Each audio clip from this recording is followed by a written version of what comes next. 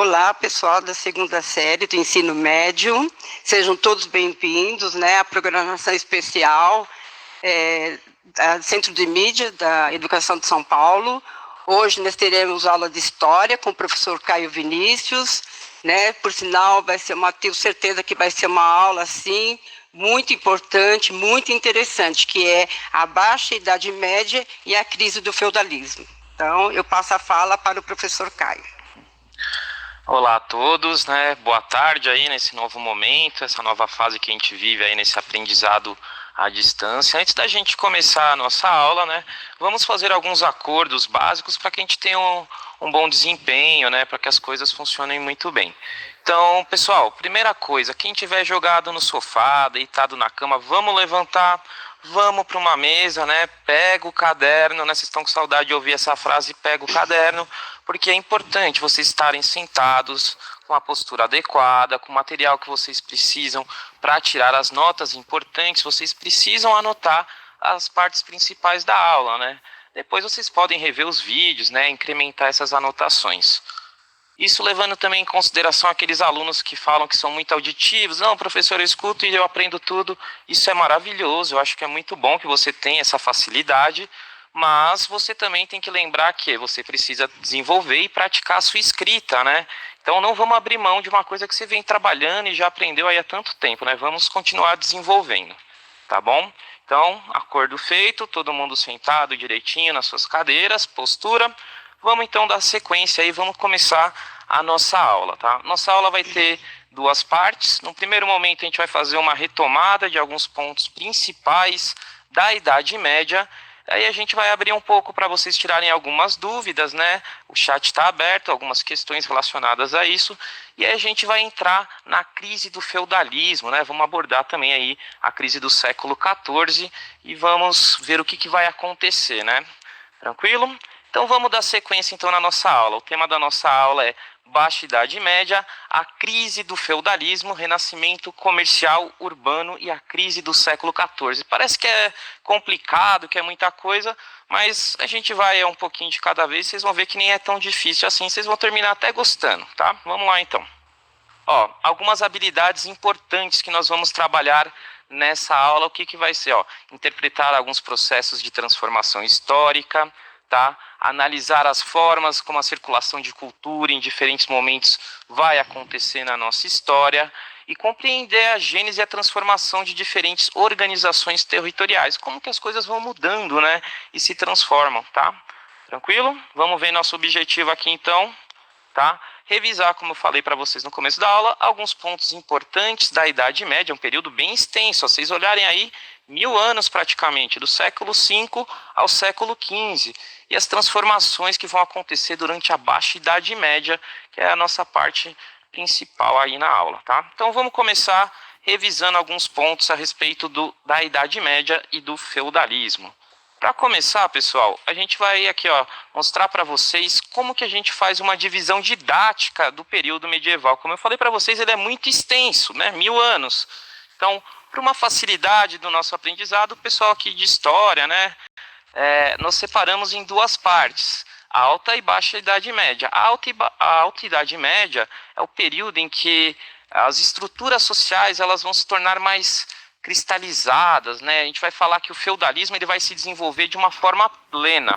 E a partir da Baixa Idade Média é aquilo que a gente vai ver quando começam a ocorrer pequenas mudanças sociais num longo período de tempo, tá? Isso é sempre bom ter em mente, não são mudanças rápidas, são processos contínuos de transformação que levam séculos. E essas transformações vão levar à crise do feudalismo, tá bom? E a desestruturação desse processo aí, que é a Idade Média, a gente vai entrar na Idade Moderna posteriormente, tá? Então, tranquilo, dessa divisão aí. Vamos falar então um pouco do feudalismo, tá bom, gente? O feudalismo, ele é um sistema político, social e cultural, tá?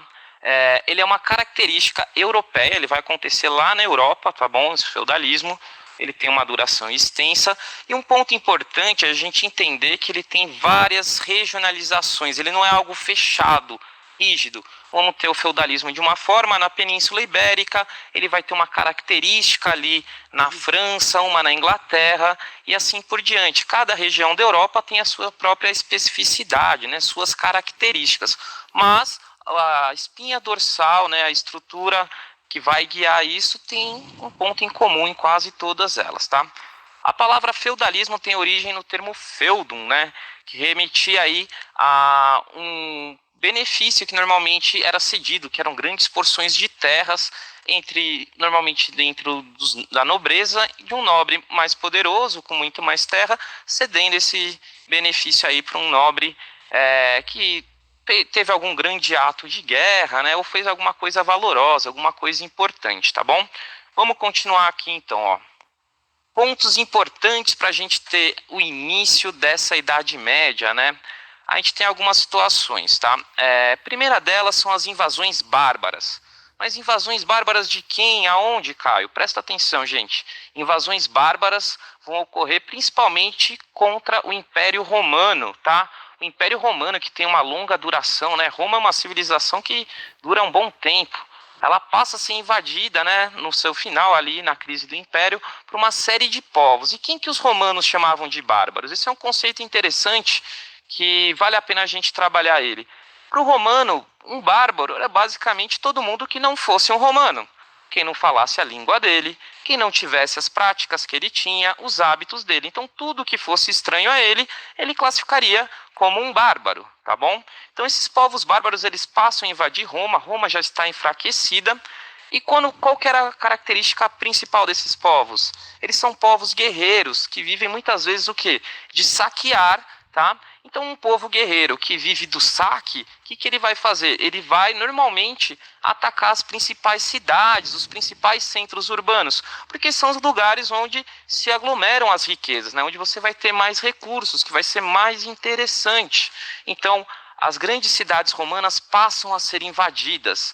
Isso vai fazer, pessoal, um movimento de migração. Então, as pessoas que estavam na cidade começam a fugir dessas cidades, começam a sair. É um êxodo, né? Eles vão fugir para o campo. Isso vai levar a esse nosso tópico número 2, que é a clientela e o colonato, tá bom? O que vai ser a clientela e o colonato? Tem duas coisas que vão casar aqui. Um são as invasões bárbaras. Outro tem também a ver com a crise do final do Império Romano. Eles dependiam muito do trabalho escravo. Com o fim desse trabalho escravo, precisava de mão de obra para trabalhar nessas terras. Então, de onde vai vir essa mão de obra? Dos camponeses que não tinham emprego, normalmente moravam nas cidades. Então, o que acontecia? Esse camponês, ele recebia uma porção de terra de uma pessoa, de um senhor que era bem rico, né, tinha bastante terra.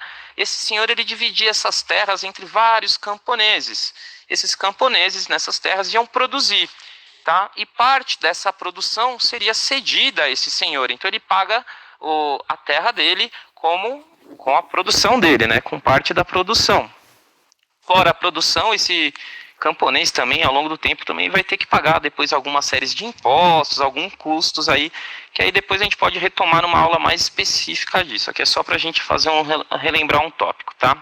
Então, a clientela e o colonato é essa estrutura romana que vai incentivar essa migração para o campo, tá? Uma estrutura também que vai influenciar bastante é uma influência germânica, tá? Presta atenção aqui no termo germânico, porque o germânico aqui dos romanos, ele não é necessariamente o pessoal hoje só da Alemanha, eles vão categorizar vários povos de germânicos. E esses povos, quando Roma estava em crise, esses povos começam a ser absorvidos pelo Império Romano. E quando eles são absorvidos para fazer a defesa ali das fronteiras, tá? Eles trazem os seus hábitos, e um desses hábitos, pessoal, era o comitatus e o beneficium. O comitatus, pessoal, ele é uma relação horizontal. Ela acontece entre pessoas do mesmo grupo social, normalmente entre guerreiros. Então, um chefe guerreiro, ele cede uma porção de terra, que ele não ia ter condições de defender todo o território, a um guerreiro importante na tribo, como falei, que teve um grande feito militar. Esse guerreiro, em troca desse benefício, o que ele vai fazer? Ele jura lealdade a esse líder militar, Tá? Então, se alguém atacar esse líder militar, esse guerreiro que recebeu esse benefício em forma de terra vai auxiliar esse líder no combate, tá bom? E vice-versa. Então, uma relação de responsabilidade mútua, né? Eu tenho deveres e eu tenho obrigações a cumprir, né? Então, o comitatus e o benefício vai também ser uma das causas da Idade Média. O desmembramento do Império Carolíngio também. O Império Carolíngio ele vai ser aí provavelmente uma das últimas grandes estruturas estatais, de estados mais consolidados dentro da Europa, antes desse poder estatal, desse poder se esfacelar, se espalhar na mão de vários nobres, tá? Então a gente tem o Império Carolíngio que tem uma boa duração. Quando esse império ele se desfaz, o que acontece? Essa prática do comitatus e do benefício. Então, os nobres eles começam a repartir as terras deles. Então, o rei separa a terra deles entre os nobres, e os nobres entre outros nobres, e assim por diante. Um ponto importante que vocês têm que sempre lembrar disso é que, por exemplo, vamos imaginar que eu sou aqui um rei e eu vou ceder um pedaço de terra para a professora Cleo, que veio aqui mediar para a gente. Eu cedi um pedaço de terra para ela vai me ajudar com todos os guerreiros dela, e assim como a gente já falou. Porém, se a professora Cleo dividir a terra dela entre outros guerreiros, a lealdade desses outros guerreiros não está comigo, está com a professora Cleo. Então a gente vai vendo o poder central, né, como eu falei, uma estrutura sólida de Estado, se espalhando na mão de várias pessoas dentro da Europa. Isso é um ponto importante para a gente entender, é uma das características principais. Outro ponto também que a gente pode falar aqui é a hegemonia muçulmana no mar Mediterrâneo. Eles vão controlar o mar Mediterrâneo por um bom tempo, tá? Eles vão dominar ali a questão do comércio naval. Eles não só vão controlar o Mediterrâneo, como eles também vão ocupar uma parte da Europa. Eles vão chegar ali às portas da França, né? Vão ser derrotadas na famosa Batalha de Poitiers, né? Que também cabe depois uma outra aula bacana para a gente conversar um pouco mais sobre isso. Vamos falar então agora das características centrais desse processo aí, né, da Idade Média. Como a gente já falou, poder político descentralizado, tá? Então você não tem uma estrutura forte de governo, ele vai estar separado na mão de vários nobres. Uma sociedade estamental, pessoal, sociedade estamental é um ponto importante de entender. O que é essa sociedade estamental? É uma sociedade dividida em grupos sociais que tem uma mobilidade bem baixa, tá? E o que define normalmente essa sua posição social? O que vai ser? O nascimento, tá? A gente vai falar um pouquinho mais disso no próximo slide. Vou só fazer uma introdução.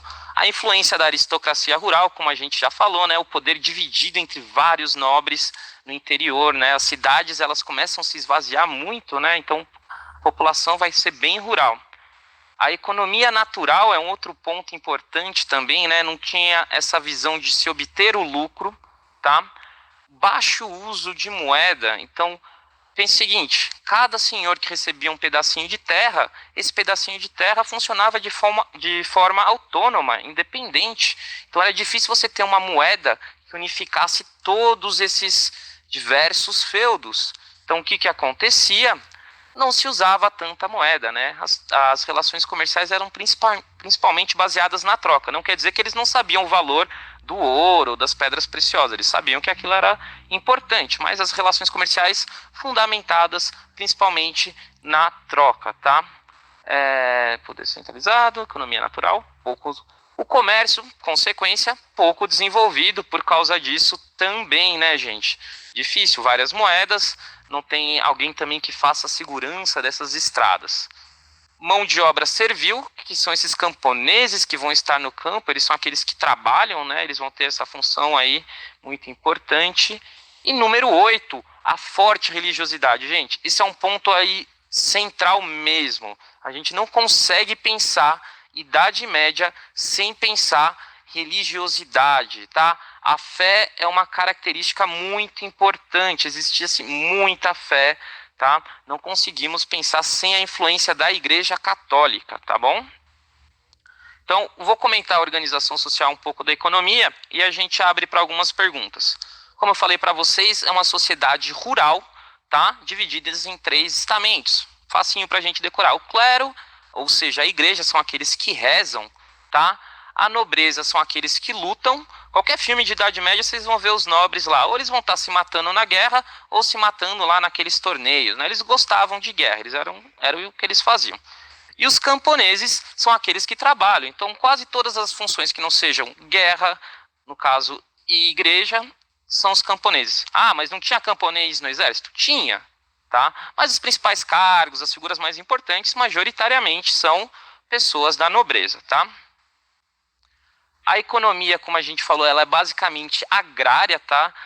Durante a Idade Média eles vão ter uma produção aí autossuficiente, tá bom? Ou seja, eles não procuram produzir excedentes, eles não querem produzir material para troca, não. Ó, eles estão lá vivendo no seu feudo, de boa, tranquilo, bonitinhos. Eles não querem produzir um monte de excedente, por quê? Se eu fizer muito excedente, eu vou chamar a atenção desses povos que gostam de invadir. Então a gente vai ficar aqui, ó, na nossa, a gente produz o que precisa, tá? Tranquilo, passou o inverno, a gente segura a onda. Economia natural, que não visa o lucro, tá? É um ponto importante. Por que essa economia não visa o lucro, tá bom? Eu falei para vocês da religiosidade da Igreja Católica ser muito importante. A Igreja Católica, por muito tempo, ela vai condenar duas coisas que dificultam muito o comércio, que é o quê? O lucro, tá? Eles falavam de preço justo, né? Você não pode ficar abusando, tá bom? E também eles eram contra o empréstimo de dinheiro a juros. Então isso dificulta muito o desenvolvimento de uma economia dentro dos padrões assim mais modernos como a gente pensa, né? Então não vai ser tão forte, tá? E mais uma vez ali, ó, autossuficiente, que são basicamente produzir aquilo que era necessário para sobreviver, tá bom? Vou abrir um minutinho aqui para vocês mandarem as perguntas para a professora Cléo. E aí a gente conversa um pouco a partir das dúvidas de vocês.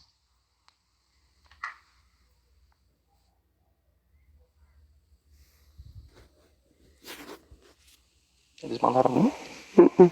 Tem perguntas? Não, só tem assim, quando vai dar denominação de feudo, aí vários escreveram, Jean dividir economicamente, Moisés dividir conforme as características comuns, Iago classificar por características, Nicole organizar, então, né, dentro dos próprios conceitos, eles caracterizaram o que é um feudo. Ah, então, tranquilo. Então acho que ficou bem claro essa parte da aula, essa explicação, tá ok?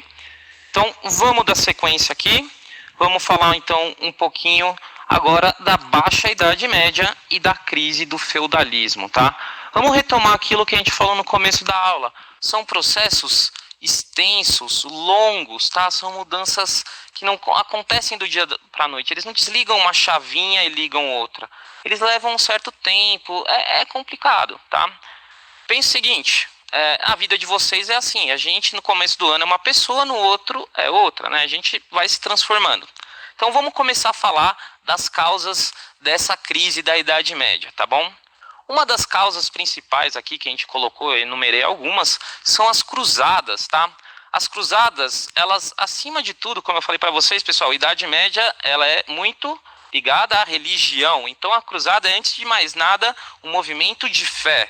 Os guerreiros europeus, eles vão se unir para tentar livrar a Terra Santa daquele povo lá, os árabes, os muçulmanos, que eles consideravam os infiéis, tá? Então eles vão direcionar esforços muito grandes para isso, tá? Então a guerra de reconquista de Jerusalém vai ser extremamente importante nessa motivação. Mas existiam outros motivos também, tá? Eles tinham um excedente populacional que estava aparecendo, então eles precisavam ocupar essas pessoas, tá bom? O interesse também de entrar em contato com novas mercadorias aí do Oriente. Essa estrutura, pessoal, as cruzadas, vai levar ao enfraquecimento desse sistema feudal. De que forma? Essas cruzadas vão girar em torno principalmente das figuras reais, dos príncipes, dos reis, tá? Um rei bem importante que a gente pode lembrar aqui é o rei Ricardo Coração de Leão, que aparece às vezes na história do Robin Hood, né? Então, as cruzadas giram em torno de figuras políticas que vão ser fortes. Então, se a gente fala de um período de enfraquecimento do poder dele espalhado, de repente começam a aparecer figuras que agregam poder e que se tornam importantes, e isso já leva ao enfraquecimento do feudalismo, tá? Outro ponto é a gente precisa entender que o caminho que leva os guerreiros para as cruzadas é o mesmo caminho, pessoal, que vai trazer mercadorias. Pense o seguinte, como que funcionava a ida para as cruzadas? Normalmente eles iam ou por barco ou a pé até a cidade de Constantinopla, que ali ainda pertencia aí ao Império Bizantino, que é o Império Cristão. E eles paravam em Constantinopla, e quando eles chegavam em Constantinopla, eles iam olhar o quê? Uma quantidade enorme de produtos que tinham se tornado extremamente raros e difíceis de encontrar na Europa. Produtos que vinham do Oriente. Constantinopla está num dos pontos da Rota da Seda, que é uma grande rota comercial que sai ali da China e chega até ali em Constantinopla. Para quem está em dúvida onde é Constantinopla, que é um nome diferente, é a atual cidade de Istambul, tá? Na Turquia. Ela fica bem ali na ponta, já perto da Europa, tá bom? Então, esse caminho que leva os cruzados, imagina que você tem um barco, você está levando os cruzados para lá, você chega lá em Constantinopla, você olha assim, poxa, cara, que tempero diferente, que roupa bacana, o que eu faço? Eu pego e compro essas coisas e vou levar para vender na Europa. Isso vai levar um reaquecimento do comércio. Vão chegar produtos, como vai estar ali, ó, especiarias do do Oriente pelo mar Mediterrâneo, tá? Vai reaquecer esse comércio. A gente nunca pode falar que não tinha comércio, só era baixo, tá? E o enfraquecimento da nobreza também, porque ela vai se endividar bastante, tá? Custa caro você cruzar a Europa, seja a pé ou de barco, levando um exército com você para ir lutar. E chegando lá, você tem que manter esse exército. É tudo muito caro. Essa nobreza, ela vai se enfraquecer, ela vai gastar os recursos que ela tem para fazer essas cruzadas, tá bom? Então, vamos falar mais algumas coisas aqui. Lembra que a gente começou falando do feudalismo ser um modelo autossuficiente que não visa a produção de excedente? Isso começa a se transformar justamente porque a gente vai mudar a forma de fazer as coisas, tá? Vai ter uma melhora na tecnologia na hora de produção. Então, por exemplo, eles passam a usar o arado de ferro, tá? O arado de ferro é um ponto importante. Por quê? Ele é mais resistente, ele dura mais, ele é mais eficiente. Outro ponto também que é bacana de saber, pessoal, é o sistema de cultura em 3 campos. Então, enquanto um está plantando, o outro eu estou colhendo, o outro está descansando. Então, eu sempre deixo um pedaço de terra descansando. Isso vai aumentar o rendimento da terra. A terra, ela tem uma quantidade que ela aguenta de produção. Se ela não descansar, ela vai ficar exaurida, tá certo? O arado de tração animal. O arado de tração animal ele já existia, ele foi aperfeiçoado com arado de tração animal pelo pescoço, tá? Vai melhorar ainda. Então você tem um arado de ferro puxado pelo animal, né? Normalmente um boi ou um cavalo específico para isso, e ele é mais eficiente na hora de fazer o seu trabalho na terra, né? Ele vai mexer a terra, né, para entrar um ar, para ficar uma produção melhor, tá bom? Outro ponto importante, gente, é a difusão dos moinhos movidos a vento ou a água, né? Eles são tão importantes que eles vão até aparecer lá no Dom Quixote, né? Os inimigos do Dom Quixote que ele vai lutar contra são os moinhos, tá bom? Com tudo isso acontecendo, qual que é a consequência? Se você tem mais comida, você vai conseguir ter mais população, tá? Aumento da produção leva um crescimento populacional, a situação está mais tranquila, está mais agradável. Pô, mas está tudo bem porque tem crise. Vamos chegar lá, fica calma. Bom, renascimento comercial e urbano são todas coisas, pessoal. Isso é um ponto, eu já vou frisar muito isso. Que caminham juntas, elas não são separadas. Todas essas mudanças são lentas, levam séculos, tá? Por isso que a crise da Baixa Idade Média leva 5 séculos, tá? O que acontece? Com essa maior produção de alimentos, a vida que era muito difícil na cidade, porque na cidade você não tem muito espaço para plantar, né, para produção agrícola. Essa produção tem que vir do campo. Isso permite o quê? Uma maior quantidade de pessoas vivendo nessas cidades. Isso permite que as pessoas comecem a migrar do campo para os centros urbanos, tá? Isso vai levar a um reaquecimento do comércio. As cidades começam a ficar mais vivas, tá bom? Outro ponto importante que vai acompanhar tudo isso são as feiras medievais. Lembra que eu falei para vocês que a rota que ia com soldados cruzados também voltava com as mercadorias? Isso vai gerar uma série de feiras comerciais, tá? Os comerciantes eles vão se encontrar em determinados locais e lá eles vão promover as trocas, tá bom? Feiras que vão ter duração aí de algumas semanas até alguns meses em diversas regiões da Europa. Isso vai aumentar um reaquecimento, tá bom? Do comércio. A chegada dos produtos do Oriente, como eu falei. Tranquilo? Vamos lá, tem mais algumas coisinhas para a gente falando aqui, ó. Vão surgir também nas cidades as corporações de ofício, tá bom? Que são associações de profissionais. Então, se eu sou um camponês, eu chego na cidade, eu quero trabalhar ali como um artesão, né? O artesão é aquele cara ali, o ferreiro, o pintor. Uma corporação de ofício, se eu quero trabalhar nessa cidade, eu tenho que me filiar a uma delas. Se eu não me filiar, eu não posso. Então, elas são importantes, porque elas vão também organizar e aumentar essa produção, né? Vai ser uma produção artesanal, mas você vai ter um mestre, tá? Esse mestre vai ter seus auxiliares, todos divididos numa hierarquia. Cada um vai aprender alguma coisa dentro dessa produção de acordo com a posição dele. Então, vai ter um melhor desenvolvimento nessa produção. E se pense o quê? Vou fazer um produto porque eu preciso trocar ele, né?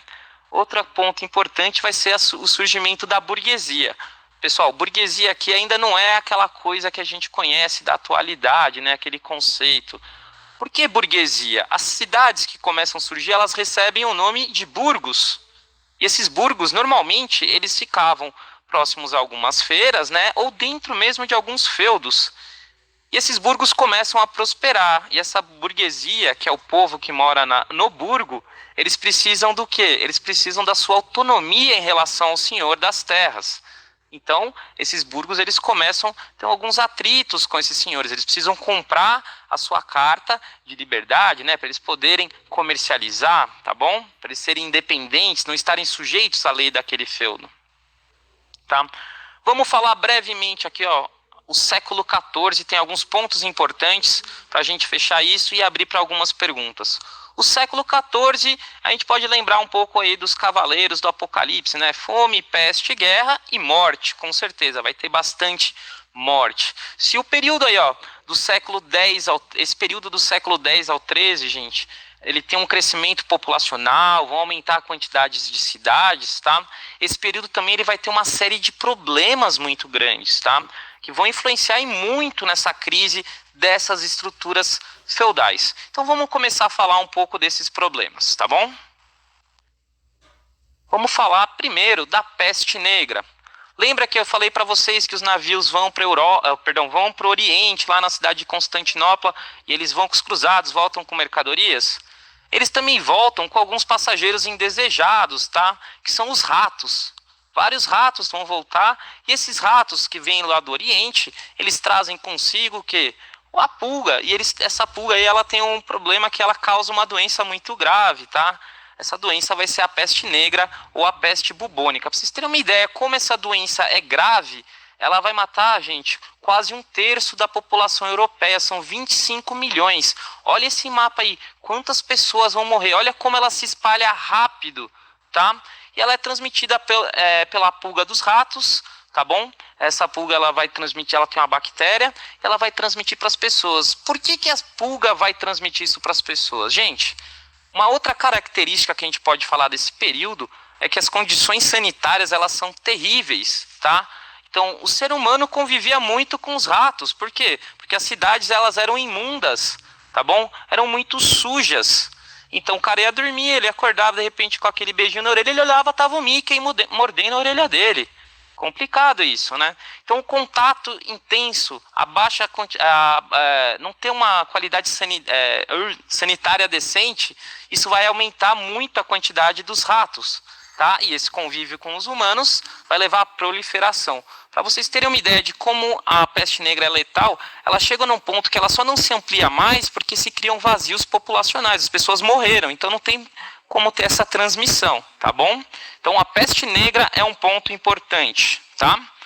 Guerra dos 100 anos, gente, a Guerra dos 100 anos, ela dura até um pouquinho mais de 100 anos, tá? Mas é um ponto também importante, lembra quando a gente começou falando peste, guerra e fome, tá? Peste, guerra e fome, vamos falar então da guerra, a Guerra dos 100 anos. Vai ser um conflito aí entre França e Inglaterra, tá bom? Tem até alguns filmes nas plataformas digitais falando desse conflito, né, de como ele começa, bem legal, entre França e Inglaterra. Basicamente, pessoal, a disputa gira em torno de duas coisas, o trono francês, tá? E outra coisa que também está na disputa é a região de Flandres, que é um importante centro comercial, tá bom?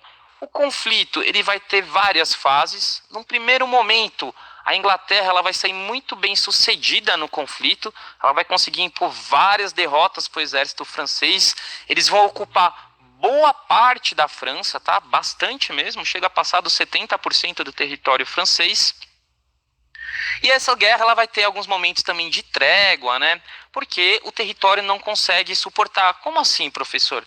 Imagina, tá tendo uma guerra. Quem que vocês lembra que eu falei para vocês que o exército tem os nobres, mas tem os camponeses? Se o camponês está na guerra lutando, quem que está plantando e colhendo? Não dá, a gente precisa de uma trégua.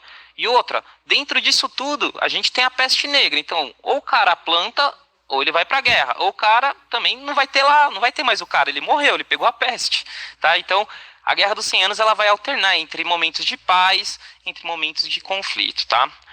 Os ingleses, como eu falei, eles vão se dar muito melhor no começo, porém tudo muda de figura graças a essa pessoa aqui, ó, Joana d'Arc. Joana d'Arc ela vai ser fundamental, tá? Ela vai conseguir, pessoal, mobilizar, fazer uma grande mobilização popular e ela vai ser a figura central aí para que os franceses consigam expulsar os ingleses do território francês, tá?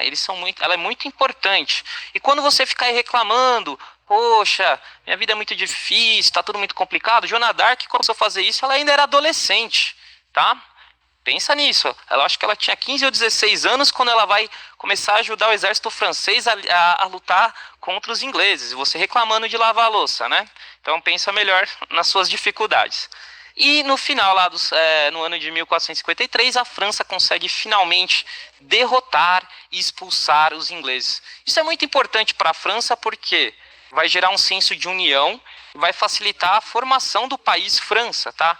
A questão da rivalidade com os franceses gera um sentimento de um inimigo comum e um senso de unidade, tá? Vamos lá, então, agilizar aqui que a gente tem que correr. As Jaqueries, outro ponto que vai acontecer. Lembra que eu falei para vocês? Está tendo a peste, está tendo a guerra. Os camponeses estão lá trabalhando, né? Quem não está na guerra ou morreu da peste está trabalhando. Só que os senhores donos das terras continuam cobrando as coisas da mesma forma de antes. Isso vai gerar uma série de atritos, porque esses camponeses não têm como atender essa demanda. Porque se antes ele tinha uma família de 10 pessoas trabalhando lá para fazer a produção rural, metade foi para a guerra, uma parte morreu de peste. Não tem como eu manter essa produção. Então fica muito difícil. A gente começa a observar uma série de revoltas que vão acontecendo entre o campesinato ali por toda a Europa. E em destaque aqui a gente chama elas de Jaqueries por causa de uma revolta camponesa francesa, tá? E elas vão ser justamente contra os senhores, e elas vão aumentar ainda mais a situação problemática. Viu como esse período ele é realmente uma grande crise, né? Muito complicado, tá bom? Que mais? Acho que voltamos, só veio aqui uma parte que eu acho que eu pulei. Ali, pessoal, desculpa, a Guerra das Duas Rosas, ficou faltando. A Guerra das Duas Rosas ela vai acontecer na Inglaterra entre algumas famílias nobres para uma disputa de poder. O final da Guerra das Duas Rosas tem como consequência a unificação do trono inglês também, tá? Que vai gerar aquela rosa vermelha e branca, bem legal. E o início daquele processo do que a gente vai conhecer mais para frente, do absolutismo inglês, tá bom? Então, gente, de uma forma geral, esses são os pontos da crise do século XIV: fome, peste, guerra, tá? Algumas características centrais aí da Idade Média.